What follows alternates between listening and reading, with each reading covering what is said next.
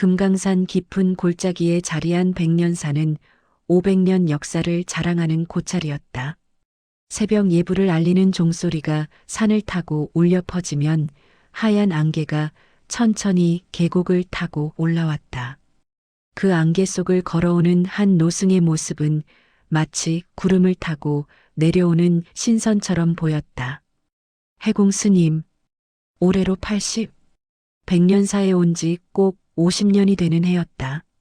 그는 다른 스님들처럼 법문을 하지도 않았고 제자를 받지도 않았다. 오직 새벽마다 대웅전 앞에 앉아 기도만 할 뿐이었다. 50년간 단 하루도 빠짐없이 같은 자리에서 같은 기도를 올렸다. 스님들은 그를 존경했지만 동시에 의아해했다. 도대체 무엇을 위한 기도일까? 무슨 죄가 있기에 50년을 참회하는 것일까? 해공 스님의 방은 백년사에서 가장 작고 누추한 곳이었다. 다른 스님들이 더 좋은 방을 권했지만 그는 완강히 거절했다. 방 안에는 낡은 요 한 장과 목침 하나, 그리고 책 몇 권이 전부였다. 하지만 경상 밑에는 아무도 모르는 비밀이 하나 숨겨져 있었다. 누렇게 바랜 호적 등본 한 장. 거기에는 강민호라는 이름이 적혀 있었다. 그 이름 옆에는 지워진 듯 흐릿한 글씨로 양자라는 글자가 희미하게 남아 있었다. 해공 스님은 매일 밤 그 호적 등본을 꺼내 들여다보았다. 그리고는 손가락으로 그 이름을 천천히 쓰다듬었다. 민호야, 할아버지가 미안하다. 오늘도 내가 건강하길. 오늘도 내가 행복하길. 그의 목소리는 떨렸다. 50년이 지났지만 그날의 기억은 여전히 생생했다. 생후 6개월밖에 안 된 손자를 안고 낯선 집 문 앞에 섰던 그날.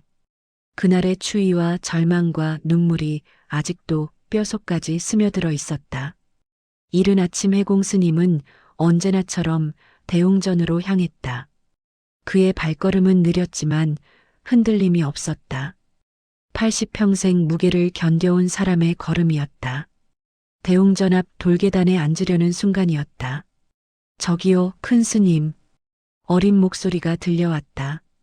고개를 돌리니 8살쯤 되어 보이는 동자승 하나가 졸졸 따라오고 있었다. 지안. 석 달 전에 백년사에 들어온 아이였다. 호기심이 많고 질문이 많아서 다른 스님들은 귀찮아했지만 해공 스님은 이상하게도 이 아이가 정겹게 느껴졌다. 큰 스님, 매일 여기 앉아서 뭐 하세요? 지안이 고개를 갸웃거리며 물었다. 기도를 한단다. 무슨 기도요? 누구 아픈 사람 있어요? 해공 스님은 잠시 말을 멈췄다. 그리고는 부드럽게 웃으며 말했다. 아주 소중한 사람이 있단다. 그 사람이 행복하길 빌고 있지. 지아는 해공 스님 옆에 깡충 앉았다. 작은 엉덩이를 돌계단에 붙이고는 다리를 흔들흔들 움직였다. 그 사람은 큰 스님 가족이에요. 해공 스님은 고개를 끄덕였다. 그렇단다. 내 손자지. 와, 큰 스님한테 손자가 있어요. 어디 살아요? 만나러 안 가세요? 해공 스님은 먼 산을 바라보았다. 아침 안개가 천천히 걷히고 있었다. 만날 수 없단다. 내가 만나면 안 되는 사람이거든. 왜요? 나쁜 일 했어요. 지안의 눈이 동그래졌다. 해공 스님은 쓸쓸하게 웃었다. 나쁜 일이라기보다는 아픈 선택을 했지. 하지만 그것이 최선이었단다.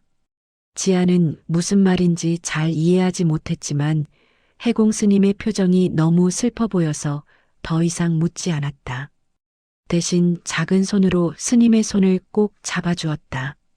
큰 스님, 저도 같이 기도할게요. 손자분이 행복하게요. 해공 스님의 눈가에 눈물이 맺혔다. 고맙구나, 지아나. 그날 이후 지아는 매일 아침 해공 스님 옆에 앉아 함께 기도를 올렸다. 처음에는 장난처럼 시작했지만 점점 진지해졌다. 지아는 해공 스님이 기도할 때마다 중얼거리는 이름을 기억했다. 민호, 강민호. 지아는 그 이름을 마음속으로 외웠다. 강민호 아저씨가 행복하게 해주세요. 큰 스님이 웃을 수 있게 해주세요. 한 달이 지나고 두 달이 지났다. 계절이 바뀌어 여름이 왔다가 가을이 왔다. 해공 스님과 지아는 매일 아침 그 자리에 앉아 기도를 올렸다. 백년사의 다른 스님들은 이 광경을 보며 미소 지었다. 80 노승과 8살 동자승, 50년 차이가 나는 두 사람이 나란히 앉아 기도하는 모습은 그 자체로 한 폭의 그림이었다. 하지만 아무도 몰랐다.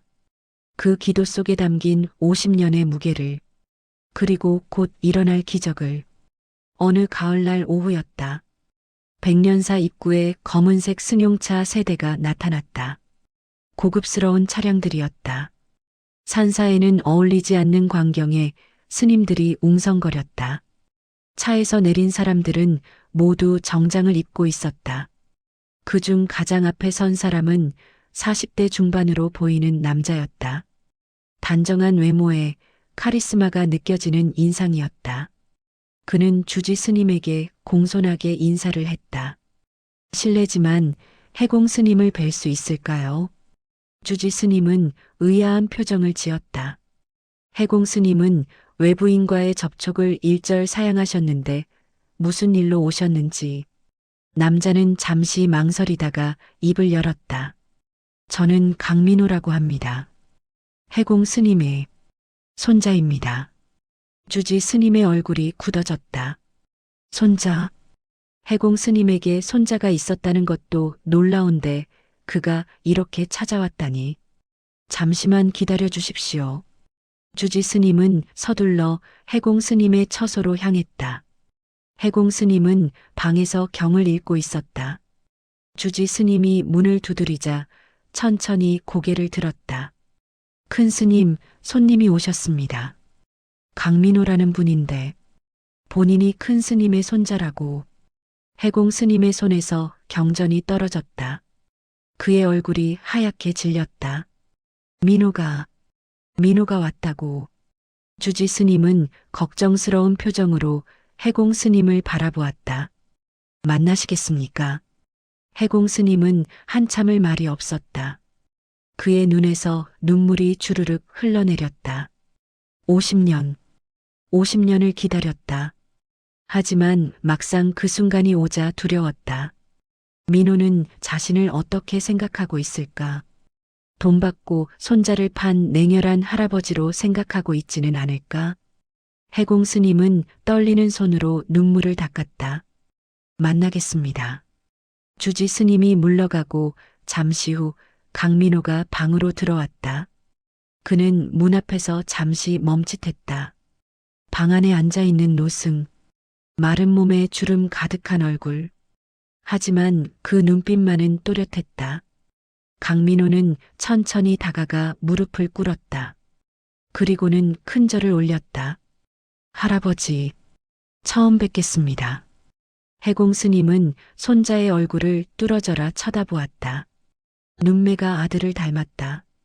코는 며느리를 닮았다. 50년 만에 보는 혈육이었다. 민호야, 정말 내가 맞느냐? 강민호는 고개를 끄덕였다. 그의 눈에도 눈물이 고였다. 네, 할아버지. 저 강민호입니다. 두 사람은 한참을 말없이 서로를 바라보았다. 50년의 시간이 그 침묵 속에 흘렀다. 이윽고 해공 스님이 떨리는 목소리로 물었다. 어떻게 나를 찾았느냐? 강민호는 품에서 봉투 하나를 꺼냈다. 양부모님께서 돌아가시면서 이걸 남기셨습니다. 할아버지를 찾으라고. 해공 스님은 떨리는 손으로 봉투를 받았다. 안에는 편지가 들어 있었다. 민호에게. 내가 이 편지를 읽을 때쯤이면 우리는 이미 이 세상 사람이 아닐 것이다. 우리가 너를 키우면서 숨겨왔던 이야기를 이제 해야 할 때가 온 것 같구나. 너는 우리가 돈 주고 산 아이가 아니다. 50년 전 그날 한 청년이 우리 집 앞에서 울고 있었다. 생후 6개월 된 아기를 안고서 그는 무릎을 꿇고 애원했다. 제발 이 아이 굶기지 말아달라고. 자신은 내일 절에 들어간다고. 출가하면 이 아이를 키울 수 없다고. 부디 이 아이에게 밥 한 끼라도 먹여달라고. 우리는 그 청년의 간절함에 마음이 움직였다. 당시 우리는 아이를 가질 수 없는 몸이었다. 하느님이 보내신 선물이라고 생각했다. 우리가 먼저 제안했다. 우리가 이 아이를 키우겠습니다. 이 돈은 아이의 양육비입니다. 당신은 출가하십시오. 대신 이 아이를 위해 평생 기도해 주십시오. 그는 울면서 절을 했다.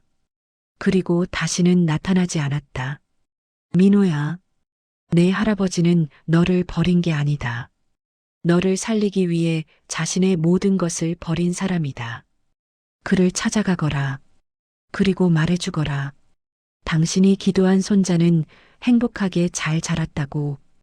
해공 스님은 편지를 읽으며 소리 없이 울었다. 강민호도 울었다. 방 안은 두 사람의 흐느낌으로 가득 찼다. 한참을 울고 나서야 해공 스님이 입을 열었다. 미안하다, 민호야. 할아버지가 너를 지키지 못해서. 강민호는 고개를 저었다. 아닙니다, 할아버지. 할아버지는 저를 지키셨습니다. 가장 좋은 방법으로. 저는 행복하게 자랐습니다. 좋은 부모님 만나서 사랑받고 자랐습니다. 대학도 나오고 지금은 회사도 경영하고 있습니다. 모두 할아버지 덕분입니다.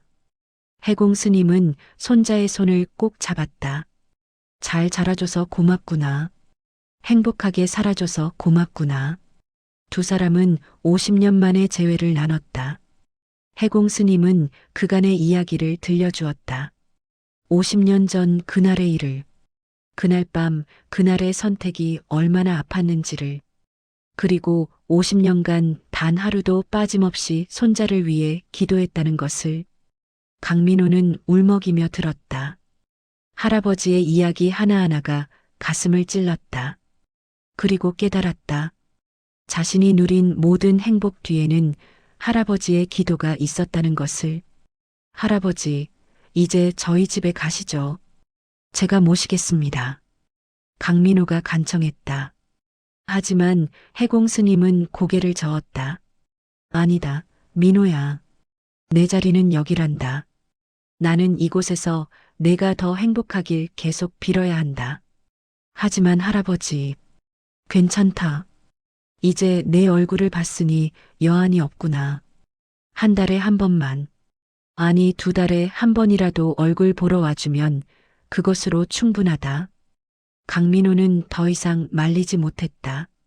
할아버지의 눈빛에는 흔들림 없는 결심이 담겨 있었다. 알겠습니다, 할아버지. 매주 찾아뵙겠습니다. 강민호는 약속했다.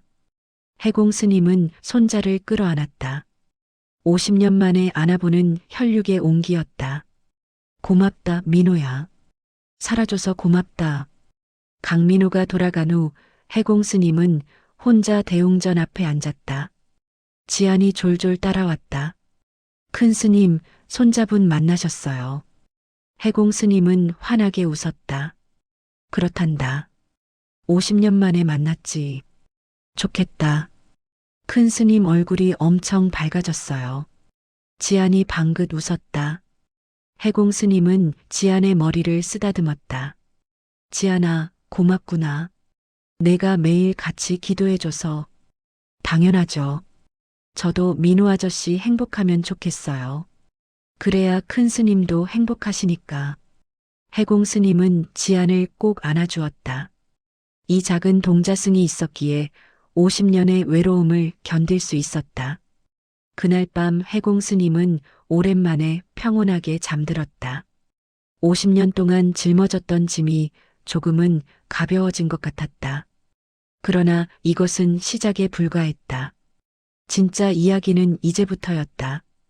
일주일 후 강민호가 다시 백년사를 찾았다. 이번에는 두툼한 서류 봉투를 들고 왔다. 할아버지, 제가 양부모님 집을 정리하다가 이것을 발견했습니다. 봉투 안에는 50년 전 신문 스크랩이 들어 있었다. 1975년 3월 15일자 신문. 고아원 화재 참사. 영아 52명 사망. 해공 스님은 신문을 보자마자 온몸이 얼어붙었다. 이 신문. 이것이 어디서? 양부모님이 보관하고 계셨습니다. 그리고 신문 여백에 메모가 있었습니다. 강민호는 신문을 펼쳤다. 거기에는 가느다란 글씨로 이렇게 적혀 있었다. 다행히 민호는 살았구나. 부처님 감사합니다. 해공 스님의 손이 떨렸다. 그날의 기억이 생생하게 되살아났다. 50년 전 그날, 아들 부부가 공장 화재로 세상을 떠난 날, 생후 6개월 손자만 남겨졌다. 해공은 손자를 안고 망연자실했다. 어떻게 해야 하나? 출가를 준비하던 중이었다. 모든 준비를 마치고 다음날 절로 들어가기로 되어 있었다. 하지만 손자가 생겼다. 출가는 포기해야 했다. 해공은 손자를 키우기로 결심했다. 하지만 현실은 녹록지 않았다. 일용직 노동자였던 해공에게는 돈도 없었고 집도 없었다. 임시로 고아원에 맡기려고 알아봤다. 가까운 곳에 사회복지법인이 운영하는 고아원이 있었다. 내일 아침 일찍 손자를 데리고 가기로 했다. 그날 밤이었다. 심야 뉴스 속보. 고아원 화재. 52명 사망. 해공이 알아봤던 바로 그 고아원이었다. 전기 합선으로 불이 났는데 목조 건물이라 순식간에 번졌다. 영아들은 스스로 대피할 수 없어서 대부분 숨졌다. 해공은 텔레비전 앞에서 얼어붙었다.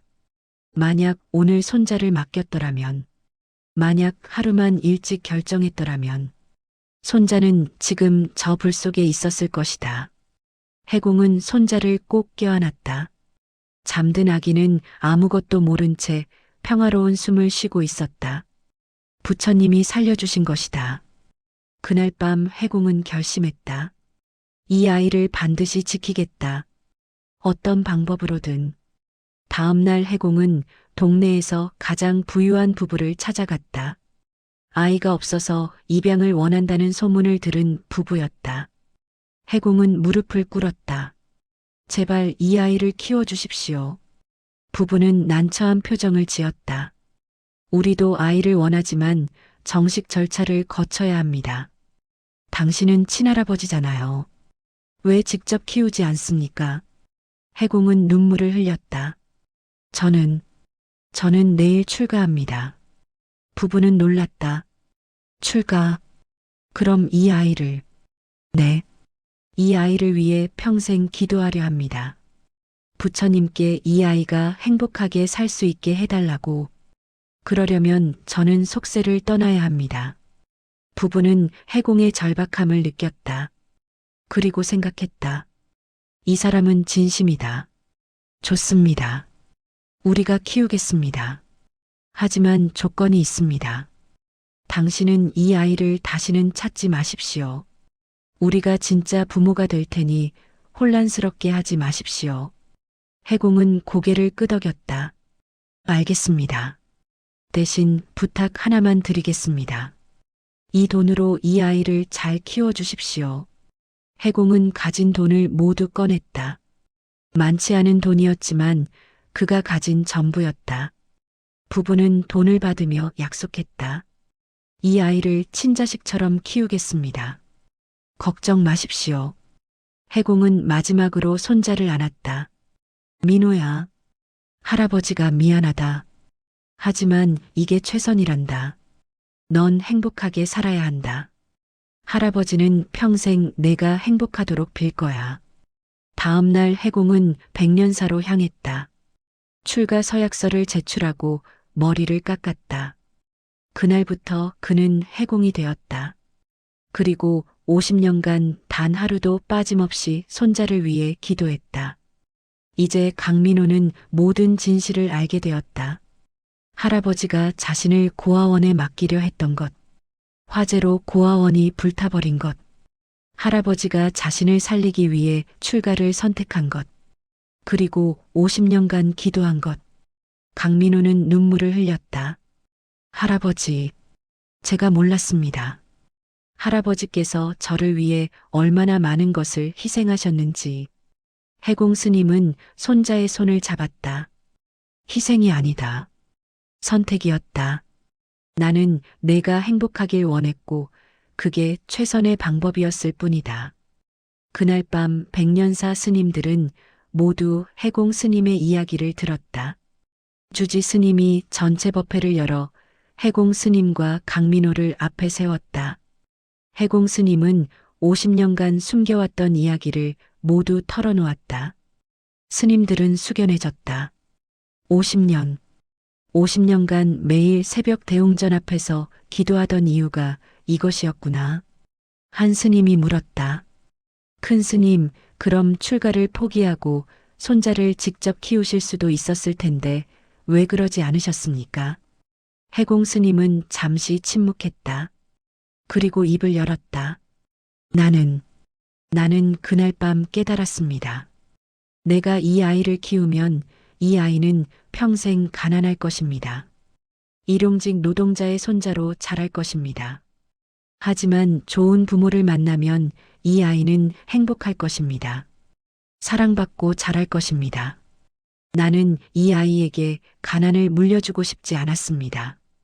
대신 행복을 주고 싶었습니다. 그래서 출가를 선택했습니다. 그리고 부처님께 빌었습니다. 내가 평생 기도하는 대신 이 아이를 지켜달라고. 스님들은 모두 고개를 숙였다. 어떤 스님은 눈물을 흘렸다. 이것이 진짜 보살행이구나. 자신을 완전히 버리고 타인의 행복을 위해 평생을 바치는 것. 주지 스님이 말했다. 해공 큰 스님께서는 우리 모두의 스승입니다. 50년간 묵묵히 실천으로 보여주신 자비의 가르침. 우리 모두 큰 스님을 본받아야 할 것입니다. 법회가 끝나고 강민호는 해공 스님께 다시 한번 큰 절을 올렸다. 할아버지, 이제 알겠습니다. 제가 누린 모든 행복이 할아버지의 기도 덕분이었다는 것을. 저는 할아버지가 자랑스럽습니다. 해공 스님은 손자를 일으켜 세웠다. 아니다. 내가 너를 자랑스럽게 생각한다. 잘 자라줘서, 좋은 사람이 되어줘서 고맙다. 그날 밤 지아는 해공 스님을 찾아왔다. 큰 스님, 저 궁금한 게 있어요. 뭐냐, 지아나. 큰 스님은 손자분을 포기한 거예요? 아니면 살린 거예요? 해공 스님은 지안을 바라보았다. 그리고 미소 지었다. 둘 다란다. 나는 손자를 포기했지만 동시에 살렸지. 포기함으로써 살린 거란다. 지아는 고개를 갸웃거렸다. 어려운 말이에요. 해공 스님은 지안을 무릎에 앉혔다. 지안아, 진짜 사랑이 뭔지 아느냐? 지안은 고개를 저었다. 진짜 사랑은 상대방의 행복을 위해 자신을 버리는 거란다. 내가 원하는 게 아니라 상대방에게 필요한 것을 주는 거지. 나는 손자를 내 곁에 두고 싶었다. 하지만 그것은 나의 욕심이었어. 손자에게 필요한 것은 안정된 가정과 사랑이었지. 그래서 나는 손자를 보냈단다. 지아는 눈을 동그랗게 떴다. 그럼 큰 스님은 슬프지 않으셨어요? 물론 슬펐지. 50년간 매일 슬펐단다. 하지만 손자가 행복하다는 것을 생각하면 견딜 수 있었어. 내 슬픔보다 손자의 행복이 더 중요했거든. 지아는 해공 스님을 꼭 안았다. 큰 스님은 정말 대단해요. 저도 큰 스님처럼 되고 싶어요. 해공 스님은 지안의 머리를 쓰다듬었다. 넌 이미 훌륭하단다. 매일 나와 함께 기도해줬잖니. 그것만으로도 충분히 대단한 거야.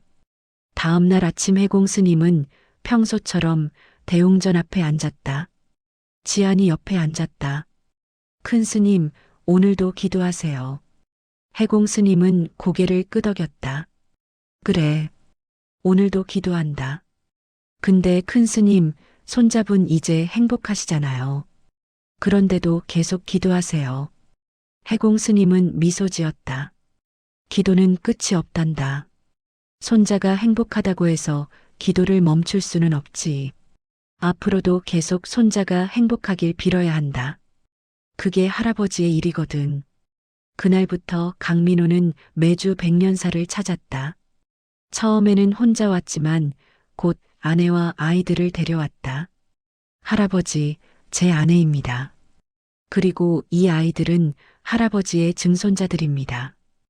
해공 스님은 증손자들을 보며 눈물을 흘렸다. 이렇게 예쁜 아이들이. 민호야, 넌 정말 좋은 아빠구나. 아닙니다, 할아버지. 저는 할아버지를 본받으려 합니다. 아이들에게 진짜 사랑이 뭔지 가르치려 합니다. 증손자들은 해공 스님을 무서워하지 않았다. 오히려 좋아했다. 특히 막내 손자는 해공 스님 무릎에 앉아 떨어지지 않았다. 고조 할아버지, 저도 스님 될래요. 해공 스님은 웃으며 고개를 저었다. 아니다. 넌 스님이 되지 않아도 된다. 그냥 좋은 사람이 되어라. 그게 더 중요하다. 계절이 바뀌고 또 바뀌었다. 봄이 왔다가 여름이 왔다. 가을이 왔다가 겨울이 왔다. 해공 스님은 여전히 매일 아침 대웅전 앞에 앉아 기도했다. 지안도 여전히 옆에 앉아 함께 기도했다. 강민호는 매주 빠짐없이 찾아왔다. 백년사는 점점 더 따뜻해졌다. 50년간 혼자 기도하던 노승에게 이제는 가족이 생겼다. 손자도 증손자도 그리고 어린 동자승도. 어느 겨울날이었다. 눈이 소복소복 내렸다. 해공 스님은 대웅전 앞에 앉아 있었다. 지안이 옆에 앉아 있었다. 큰 스님, 춥지 않으세요? 괜찮다. 눈이 너무 예쁘구나. 지안은 해공 스님에게 자기 목도리를 둘러주었다. 큰 스님, 이거 하세요. 저는 안 추워요. 해공 스님은 고맙다며 목도리를 받았다. 그리고 지안의 손을 꼭 잡았다. 지안아, 고맙구나. 내가 있어서 내가 외롭지 않았단다. 당연하죠. 저는 큰 스님이 제일 좋아요. 해공 스님은 눈물을 흘렸다. 50년. 길고 긴 시간이었다. 외롭고 고통스러운 시간이었다. 하지만 후회는 없었다. 손자가 행복하게 자랐고 이제는 훌륭한 어른이 되었다. 증손자들도 건강하게 자라고 있다. 부처님께서 들어주셨다. 50년의 기도를 들어주셨다. 그날 저녁 해공 스님은 갑자기 쓰러졌다. 스님들이 황급히 병원으로 옮겼지만 의사는 고개를 저었다. 연세도 많으시고 더 이상 방법이 없습니다. 강민호는 급히 달려왔다. 할아버지, 할아버지. 해공 스님은 가까스로 눈을 떴다. 손자의 얼굴을 보자 미소 지었다. 민호야, 왔구나. 할아버지, 버티세요. 제발 저를 두고 가지 마세요. 해공 스님은 고개를 저었다. 괜찮다. 나는 행복했다. 너를 만나서, 내가 잘 자라줘서. 지안도 울면서 달려왔다. 큰 스님 안 돼요. 가시면 안 돼요. 해공 스님은 지안의 머리를 쓰다듬었다. 지안아, 울지 마라. 큰 스님은 슬프지 않단다. 오히려 기쁘다. 내 소원을 이뤘으니까. 지안은 눈물을 뚝뚝 흘렸다. 저도 큰 스님 닮을래요. 큰 스님처럼 좋은 사람 될래요. 해공 스님은 환하게 웃었다. 그래, 넌 이미 좋은 아이란다. 계속 그렇게 자라렴. 주지 스님과 다른 스님들도 모두 모였다. 해공 스님은 그들을 보며 고개를 끄덕였다. 감사합니다. 50년간 저를 받아주셔서. 주지 스님이 울먹였다. 큰 스님, 저희야말로 큰 스님께 배웠습니다. 진짜 수행이 뭔지, 진짜 사랑이 뭔지. 해공 스님은 천천히 눈을 감았다. 그의 얼굴에는 평화로운 미소가 번졌다. 민호야, 행복해라. 그것이 해공 스님의 마지막 말이었다. 그는 조용히 숨을 거두었다. 50년의 기도가 끝나는 순간이었다. 장례는 조촐하지만 엄숙하게 치러졌다. 강민호는 상주가 되어 할아버지를 배웅했다. 지아는 내내 울었다. 스님들은 해공 스님의 명복을 빌었다. 다비식이 끝나고 유골을 수습하는데 놀라운 일이 일어났다. 해공 스님의 유골 속에서 수십 개의 사리가 나왔다. 보석처럼 맑고 영롱한 살이었다. 주지 스님이 말했다. 이것은 큰 스님의 공덕입니다. 50년간 순수한 마음으로 기도하신 결과입니다. 강민호는 사리를 보며 또 눈물을 흘렸다. 할아버지, 정말 고맙습니다. 사리 중 가장 큰 것은 백년사 대웅전에 모셔졌다. 나머지는 강민호가 가져가 집에 모셨다. 그리고 하나는 지안에게 주어졌다. 지안아, 이것은 큰 스님께서 너에게 주시는 선물이란다. 지안은 사리를 받아 품에 꼭 안았다. 고마워요, 큰 스님. 저 꼭 큰 스님 닮을게요. 1년이 지났다. 백년사에는 해공 스님을 기리는 비석이 세워졌다. 거기에는 이렇게 적혀 있었다. 해공 대선사, 50년간 한 사람의 행복을 위해 기도하신 분, 진정한 사랑이 무엇인지 보여주신 분, 여기 잠들다.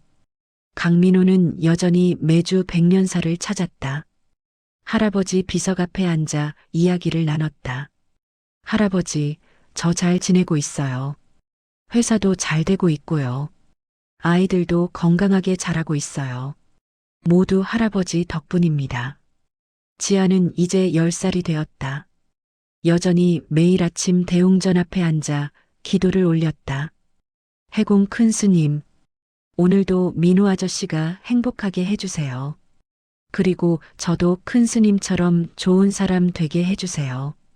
어느 날 강민호가 지안을 불렀다. 지안아, 너 공부 잘하지? 네. 그럭저럭요. 나중에 뭐가 되고 싶니? 지아는 잠시 생각하다가 대답했다.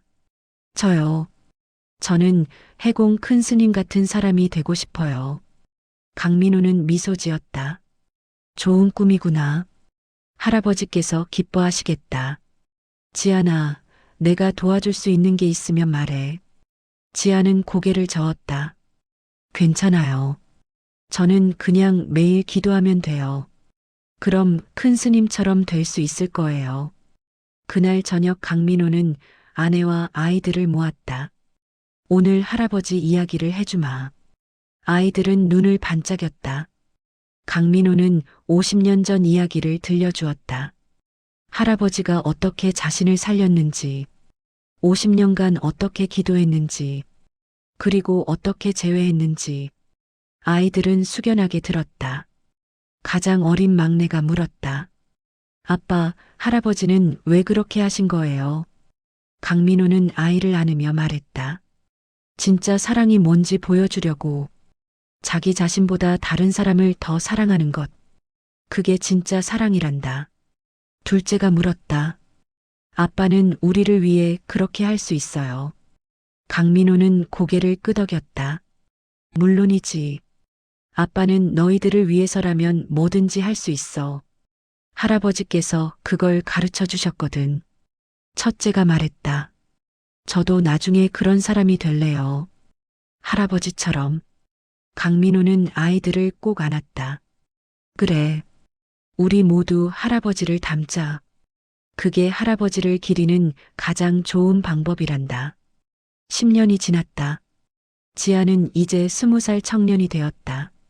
그는 정식으로 비구계를 받고 스님이 되었다. 법명은 해안. 해공 스님의 해와 지안의 안을 합친 이름이었다. 해안 스님은 주지 스님에게 청했다. 저에게 해공 큰 스님의 방을 주십시오.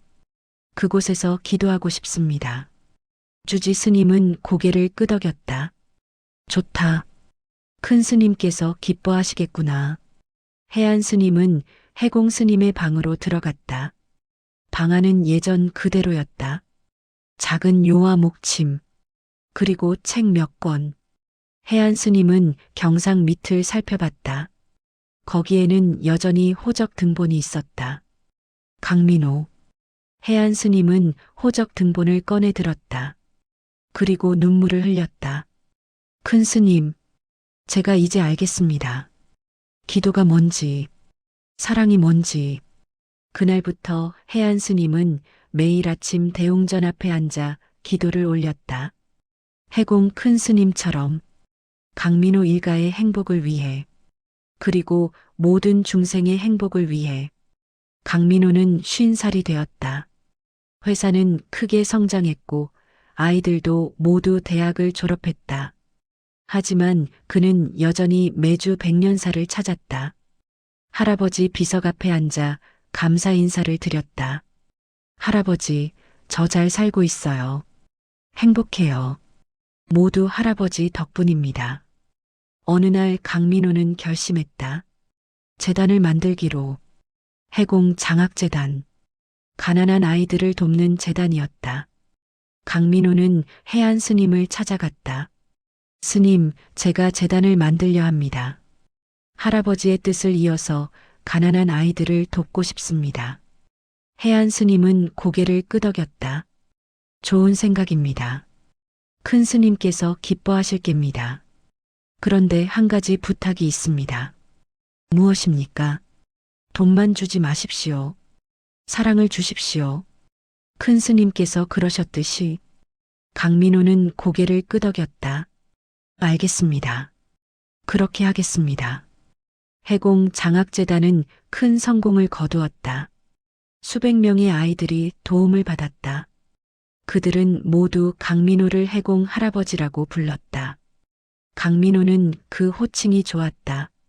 할아버지처럼 살고 있다는 증거 같았다.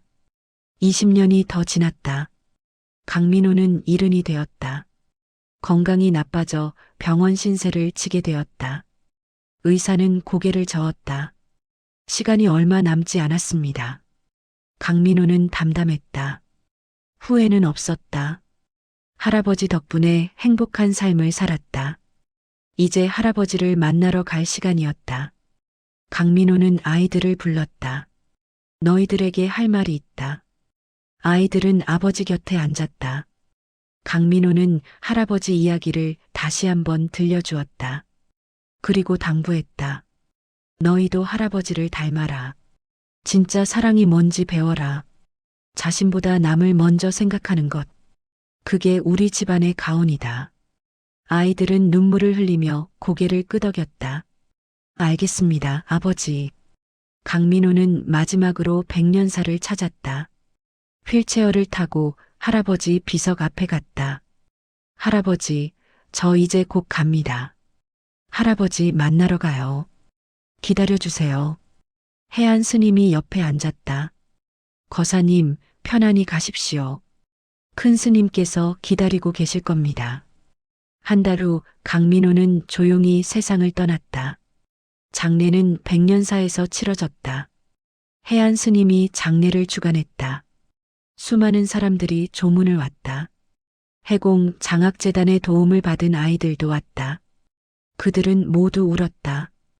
해공 할아버지가 돌아가셨다고.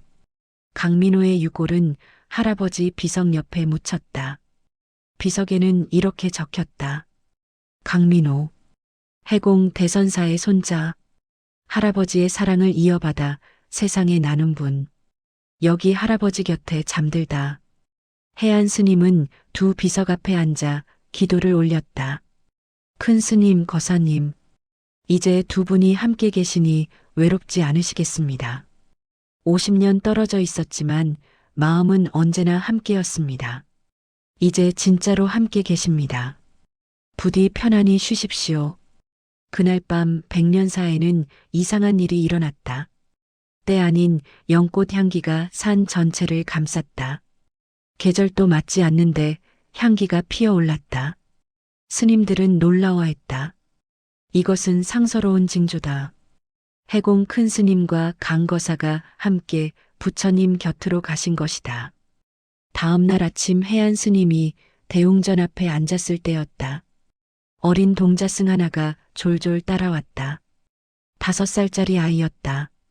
일주일 전에 백년사에 들어온 아이였다.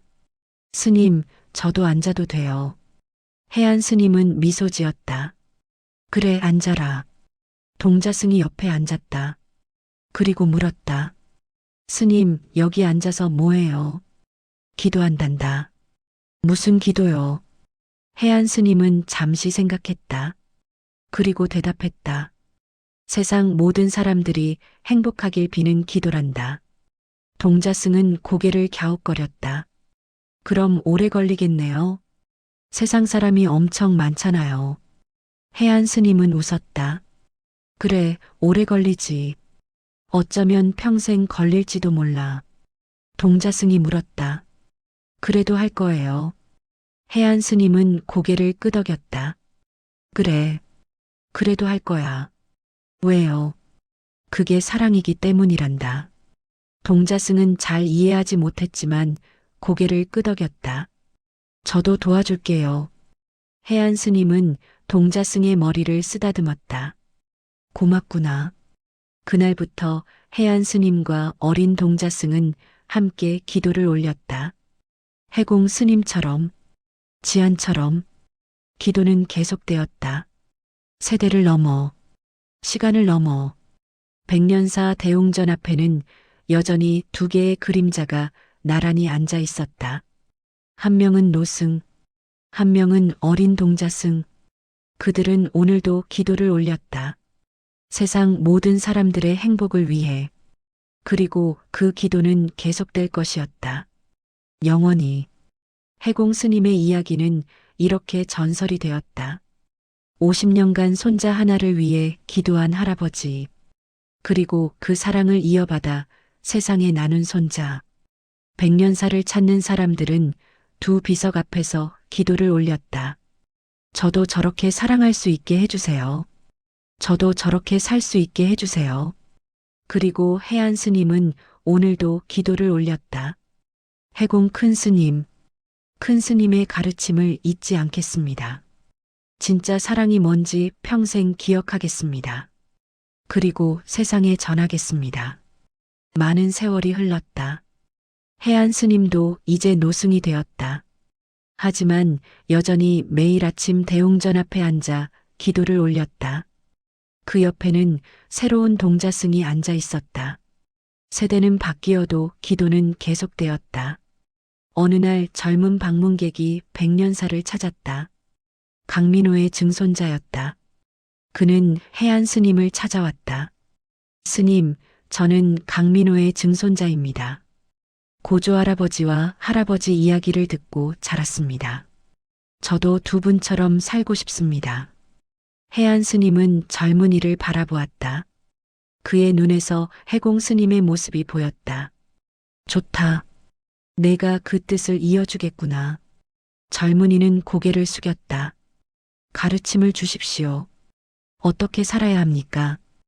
해안 스님은 미소 지었다. 어렵지 않다. 내 자신보다 남을 먼저 생각해라.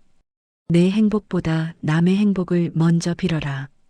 그것이 해공 큰 스님께서 보여주신 길이다. 젊은이는 눈물을 흘렸다. 알겠습니다. 그렇게 살겠습니다. 그날 밤 젊은이는 백년사에서 하룻밤을 묵었다. 해공 스님의 방에서 그는 경상 밑에서 오래된 호적 등본을 발견했다. 강민호. 그 이름을 보자 가슴이 뜨거워졌다. 다음 날 아침 젊은이는 해안 스님과 함께 대웅전 앞에 앉았다. 함께 기도를 올렸다. 모든 사람들의 행복을 위해. 그리고 해공 스님과 강민호의 명복을 위해. 기도가 끝나고 젊은이가 물었다. 스님, 저도 언젠가 이렇게 누군가를 위해 평생을 바칠 수 있을까요? 해안 스님은 고개를 끄덕였다. 물론이다. 내 안에 이미 그 씨앗이 있다. 해공 큰 스님과 강거사의 피가 흐르고 있지 않느냐. 그 씨앗을 키워라. 그러면 언젠가 큰 나무가 될 것이다. 젊은이는 백년사를 떠나며 다짐했다. 나도 고조 할아버지처럼 살겠다. 누군가를 진심으로 사랑하는 사람이 되겠다. 백년사는 여전히 그 자리에 있었다. 금강산 깊은 골짜기에 새벽 예불을 알리는 종소리가 울려 퍼지면 안개가 천천히 계곡을 타고 올라왔다. 그 안개 속에서 기도하는 사람들의 모습이 보였다. 노승과 동자승, 그리고 수많은 사람들. 그들은 오늘도 기도를 올렸다. 해공 스님의 가르침을 따라 진짜 사랑이 무엇인지 실천하며, 그리고 그 기도는 영원히 계속될 것이었다. 시대가 바뀌어도, 세상이 변해도 백년사 대웅전 앞에는 항상 누군가 앉아 기도를 올릴 것이었다. 50년. 그것은 단순히 긴 시간이 아니었다. 그것은 한 사람의 사랑이 얼마나 위대한지 보여주는 증거였다. 그것은 진짜 사랑이 무엇인지 가르쳐주는 교과서였다. 해공 스님은 50년간 기도했다. 손자 하나를 위해. 그 기도는 손자를 행복하게 만들었다. 그리고 손자는 그 사랑을 세상에 나눴다.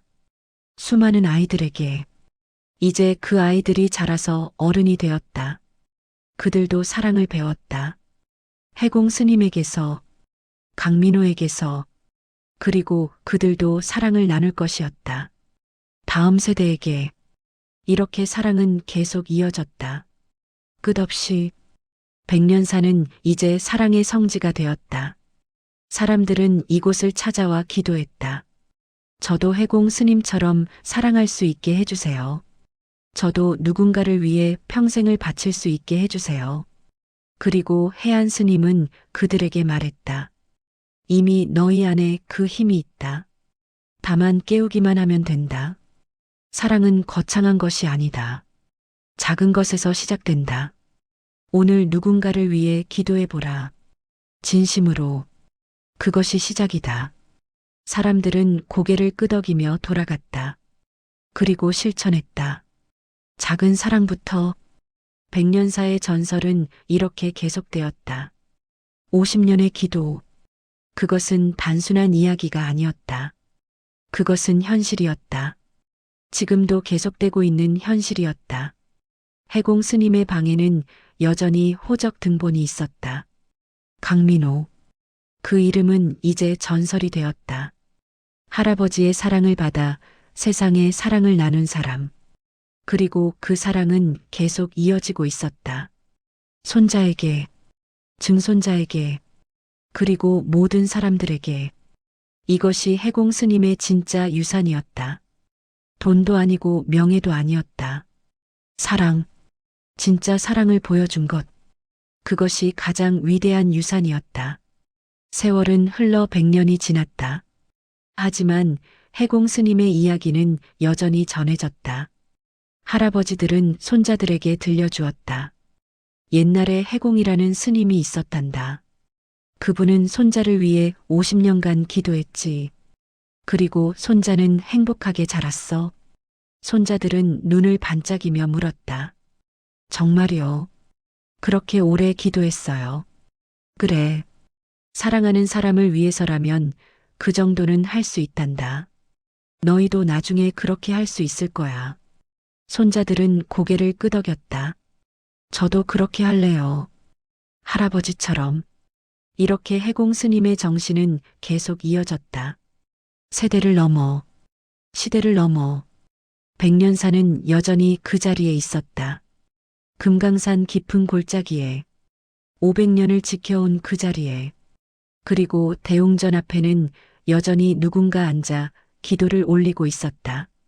오늘도, 내일도, 영원히. 해공 스님의 이야기는 끝나지 않았다. 아니, 끝날 수 없었다. 왜냐하면 그것은 단순한 과거의 이야기가 아니었기 때문이다. 그것은 현재 진행형이었다. 지금도 어딘가에서 누군가는 사랑하는 사람을 위해 기도하고 있었다. 해공 스님처럼. 그리고 그 기도는 들려질 것이었다. 반드시. 왜냐하면 진심은 하늘에 닿기 때문이다. 이것이 해공 스님이 우리에게 남긴 가장 큰 가르침이었다. 사랑은 결코 헛되지 않다. 진심으로 사랑하면 반드시 전해진다. 50년이 걸려도, 100년이 걸려도 사랑은 반드시 이긴다. 백년사의 종소리가 다시 울려 퍼졌다. 맑고 깊은 소리였다. 그 소리는 산을 넘어 계곡을 넘어 멀리 멀리 퍼져나갔다. 마치 해공 스님의 기도처럼, 50년간 쉬지 않고 울려 퍼진 기도처럼. 그리고 그 종소리를 들은 사람들은 생각했다. 나도 누군가를 위해 기도해야겠다. 나도 진심으로 사랑해야겠다. 해공 스님처럼. 이렇게 해공 스님의 정신은 영원히 살아 숨쉬고 있었다. 백년사에. 그리고 그 이야기를 들은 모든 사람들의 가슴 속에 진짜 사랑이 무엇인지, 그것은 자신을 버리고 상대방의 행복을 빌어주는 것. 그것이 해공 스님이 50년간 보여준 사랑이었다. 그리고 그 사랑은 지금도 계속되고 있었다.